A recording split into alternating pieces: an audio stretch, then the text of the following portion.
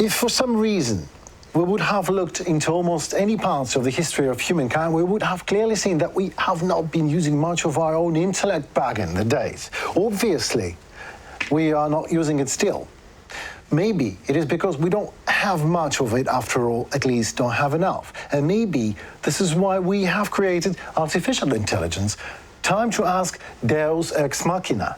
Our question to ChatGPT is, what should be the punishment for the state and its leader for committing an ecocide? Here is what AI, famous ChatGPT, has answered. The concept of ecocide refers to the extensive damage or destruction of ecosystems, often as a result of human activities. As of my knowledge cut-off in September 2022, there is no universally accepted international crime of ecocide. However, there have been discussions and proposals to include it as a fifth crime alongside genocide, crimes against humanity, war crimes, and aggression in the jurisdiction of the International Criminal Court, ICC.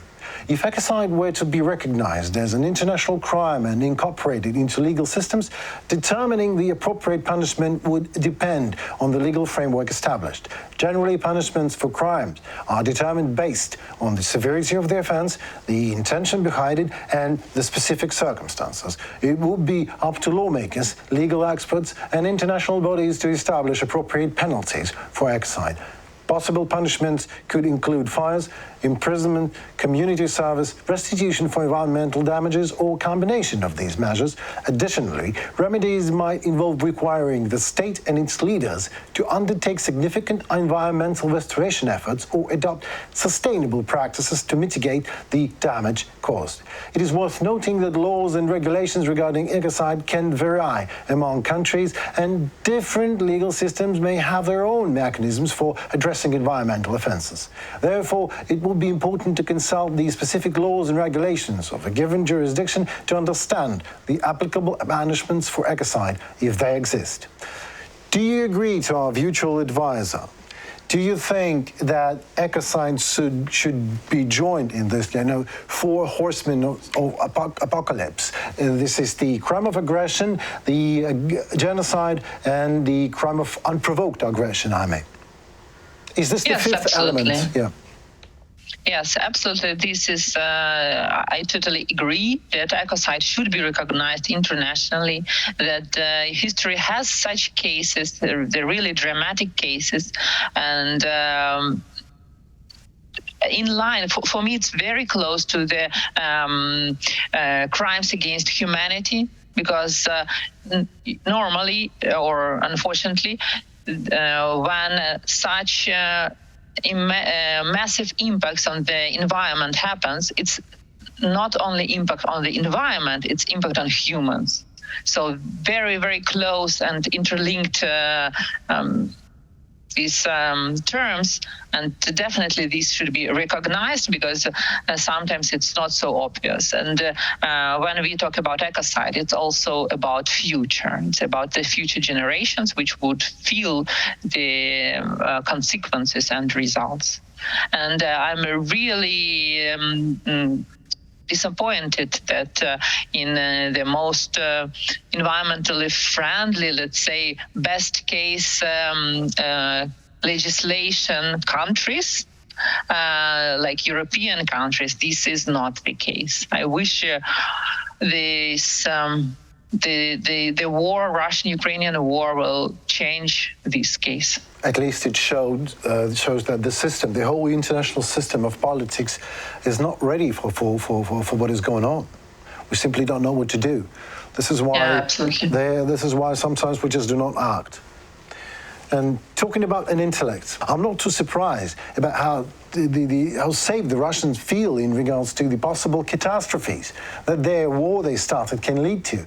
After all, these are the same people who dug trenches in the so-called Red Forest near Chernobyl, where the soil was and is still emitting loads of radiation.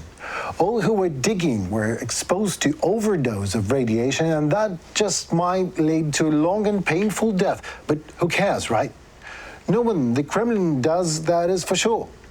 In this video, released by Ukrainian media on April 6, 2022, you're looking at the Russian military dug trenches 4 kilometers from the Chernobyl nuclear power plant.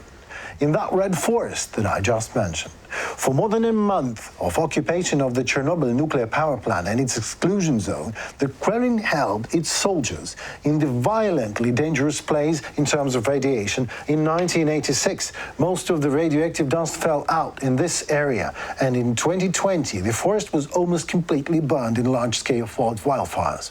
Over the past year and a half, the radioactive dust has settled by now, but I won't recommend it to anyone to enter this territory, let alone digging the ground there, lifting all this radioactive dust into the air.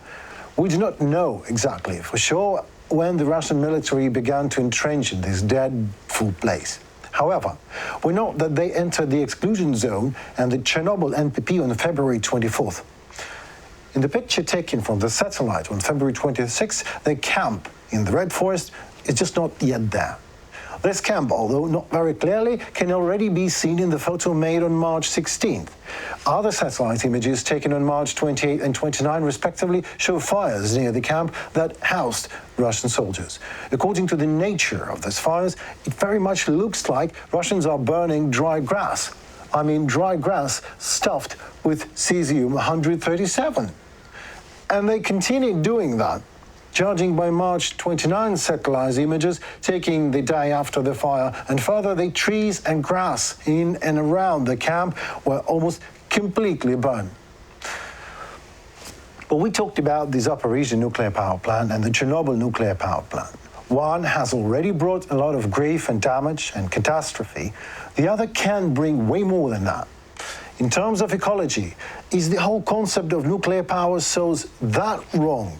You say that we have to just abandon the nuclear energy source at all as a humanity. Is that so? Yes, I'm pretty sure that we should step out, phase out from nuclear energy slowly, step by step, and changing it for the more clean, renewable energy sources and increasing energy efficiency in all the sectors of economy. I'm absolutely sure. The catastrophes already in place and potential catastrophes which are now used as a political tool, as a way to threaten the world, that's not the way as it should be. I totally agree with that.